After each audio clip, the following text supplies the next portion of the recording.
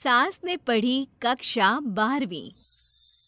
पाखी एक multinational company में काम करने के साथ सोशल एक्टिविस्ट भी होती है, जो ऑफिस खत्म होने के बाद शाम को घर आकर जरूरतमंद छोटे बच्चों को फ्री में पढ़ाती है। उसकी इस खूबी से बाकी लोगों के साथ सास भी बहुत खुश होती है। तुम सच में बहुत अच्छा काम कर रही हो बेटा, बस ध्यान रखना बच्चे आधे रास्ते में कहीं भटक ना जाए। भटकने से मेरा मतलब सिर्फ गलत काम करना नहीं है। कोई घर की जरूरत के लिए नौकरी करने लगे या किसी के घर वाले उसकी शादी करा दे, ये भी तो मंजिल से भटकना ही होता है ना। वाओ मम्मी, मुझे नहीं पता था कि आप पढ़ाई को लेकर इतनी पर्टिकुलर हो। पर फिक्र मत कीजिए, इनके साथ ऐसा कुछ नहीं होगा। बहू की बात पर मुस्कुराकर सास चली जाती है और पाखी बच्चों को पढ़ाने में बिजी हो जाती है। उसी रात पाखी और विराट साथ बैठकर बातें कर रहे होते हैं, जिसमें बहू सास की पढ़ाई को लेकर नजरिए का विराट के सामने जिक्र करती है। हाँ, मुझे सब पता है। ऐसे ही नहीं ये नालायक लड़का इतना पढ़ लिया। वो मम्मी ही तो है जिन्होंने बचपन से खाना खाया या नहीं से ज्यादा पढ़ाई की या नहीं पूछ पूछ कर मुझे इतना पढ़ने पर मजबूर कर दिया। वो हमेशा मुझे पढ़ाई और सेल्फ इंडिपेंडेंट होने की इम्पोर्टेंस याद दिलाती रही, और आज मेरी ये सरकारी नौकरी, इतनी अच्छी पोस्ट, इसी का तो नतीजा है। वाओ, अगर मम्मी इतनी पढ़ी लिखी है तो कोई जॉब क्यों नहीं करती? और अगर जॉब नहीं करती तो मेरे साथ बच्चों को ही पढ़ा ले। तुम्हें किसने बोला कि मम्मी पढ़ी हुई हैं?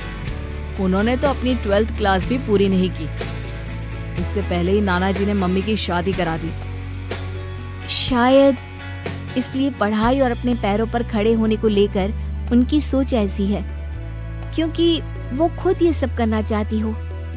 पत्नी की बात सुन के विराट भी सोच में पड़ जाता है। दोनों मिलकर प्लान बनाते हैं और अगले दिन बच्चों को पढ़ाते हुए पाखी उनके पास एक कुर्सी एक्स्ट्रा लगा देती है। ये एक कुर्सी ज्यादा किसके लिए लगाई है बेटा? कोई नया बच्चा आने वाला है क्या? हाँ जी, आज से मेरी एक नई बच्ची मेरे पास, यानी कि मेरी सास दोबारा पढ़ाई शुरू करने वाली है। अरे क्या पागल जैसी बात कर रही है? भला ये भी मेरी कोई उम्र है बच्चों के बीच बैठकर पढ़ने की? तू बस ना इनके भविष्य पर ध्यान दे, मुझ पर नहीं। मम्मी, सीखने की कोई उम्र नहीं होती, बस इच्छा होती है, और मुझे पता है कि आपके अंदर वो इच्छा आज भी जिंदा है। अरे तू बस अपने काम और इन बच्चों पर ध्यान दे। यहाँ बस सबको बोलने से मतलब है, किसी को नहीं सोचना। अगर बात बाहर निकली तो समाज क्या सोचेगा और परिवार का कितना नाम बदनाम होगा। मम्मी, आपने पापा और इस परिवार के बारे में बहुत सोच लिया। सबकी खुशियों के लिए अपने सपने बहुत कुर्बान कर दिए। अब ये वक्त अपने पर ध्यान देने का है। और जिस समाज की आप बात कर रही हो ना, उसकी तो आदत है हर कामयाब होते इंसान पर पत्थर मारने की। बेटी को भी बहू का साथ देते देख सास गुस्से में अपना सर पकड़कर बड़बड़ाते हुए वहां से चली जाती है। ये स्टूडेंट थोड़ी जिद्दी है, पर इन्हें मैंने 12th क्लास पास नहीं कराई तो मैं भी अपनी सास की बहू नहीं। ये देखने में तो मजा ही आ जाएगा। इसी के साथ पति पत्नी मिलकर सास को पढ़ाने के मिशन पर लग जाते हैं, लेकिन सास उनकी हर कोशिश को नाकाम कर देती है। एक शाम विराट अपनी मम्मी के लिए 12th क्लास की बुक्स लेकर आता है, जिन्हें देखकर इस बार सास का गुस्सा उन दोनों पर मानो फूट ही पड़ता है। अरे तुम दोनों का दिमाग खराब हो गया है क्या, जो ये बेवजह की जिद पकड़े बैठ गए हो? मैंने एक बार बोल दिया ना, मुझे कोई पढ़ाई नहीं करनी। इसके बाद मेरी पढ़ाई को लेकर मुझे घर में कोई जिक्र नहीं चाहिए। पोता पोती पकड़ने की उम्र में किताबें पकड़ूंगी तो अच्छी लगूंगी क्या? अरे परिवार का मजाक बन जाएगा। मम्मी, पोते पोती आप पढ़ने के बाद भी तो खिला सकती हो। और रही मजाक बनाने वाले लोगों की बात, तो उनके पास खुद का कोई सपना होता नहीं, इसलिए दूसरों की उड़ान रोकने की कोशिश करते रहते हैं। बस एक बार माँ, आप कोशिश तो करो।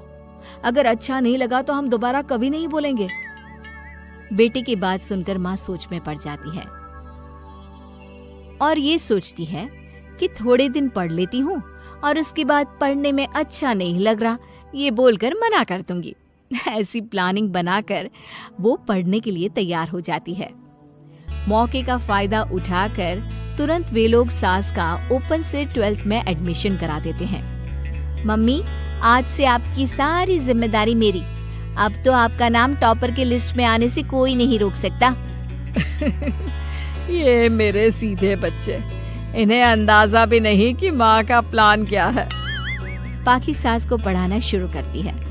दिन बीतते हैं जिसमें धीरे धीरे सास भी कंफर्टेबल होने लगती है, लेकिन फिर पाखी एक सब्जेक्ट पढ़ने के लिए ट्यूशन जाने का सजेशन देती है, जिस पर बहुत गुस्सा, ड्रामा करने और पाखी के लाख बार मनाने के बाद एक बार फिर सास तैयार हो जाती है।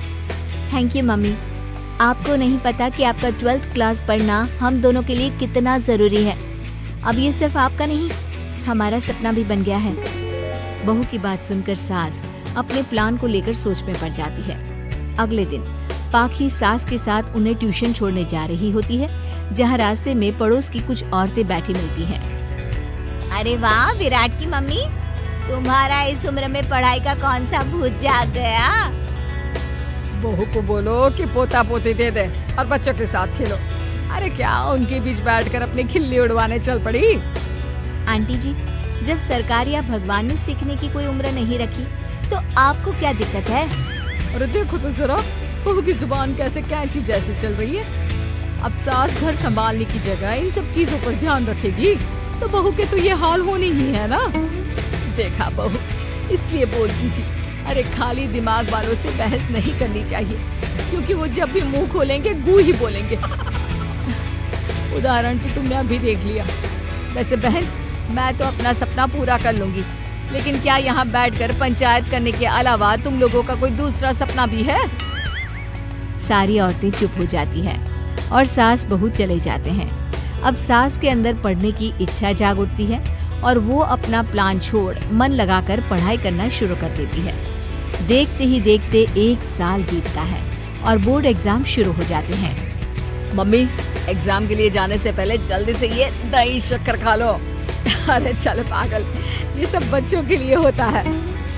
अभी आप भी हमारे लिए स्कूल में एग्जाम देने वाली बच्ची ही तो हो। बच्चों का प्यार देखकर सासू माँ खुश हो जाती है और दही शक्कर खाकर विराट के साथ घर से निकल जाती है, जो मम्मी को एग्जाम सेंटर पर छोड़ ऑफिस चला जाता है। इसी तरह समय बीतता है और एग्जाम खत्म होने के बाद देखते ही देखते रिजल्ट भी आ जाता है। मेरी टॉपर माँ, तुमने तो तहलका मचा दिया। हर तरफ तुम्हारे ही चर्चे हैं। घर वाले ये खुशी मना रहे होते हैं कि वही औरतें उनके घर आती हैं। अरे पंचायत की टोली, आज मेरे घर कैसे? बस तुम्हें सॉरी और थैंक यू बोलने आए हैं। उस दिन तुम्हारी बातों और आज तुम्हारे काम ने हमें ये सिखाया कि सपने पूरे करने की कोई उम्र नहीं होती। इसलिए अब हम भी शादी, परिवार, बच्चे और न जाने कितनी वजहों से अधूरे छूटे सपनों को पूरा करेंगे बहन जी।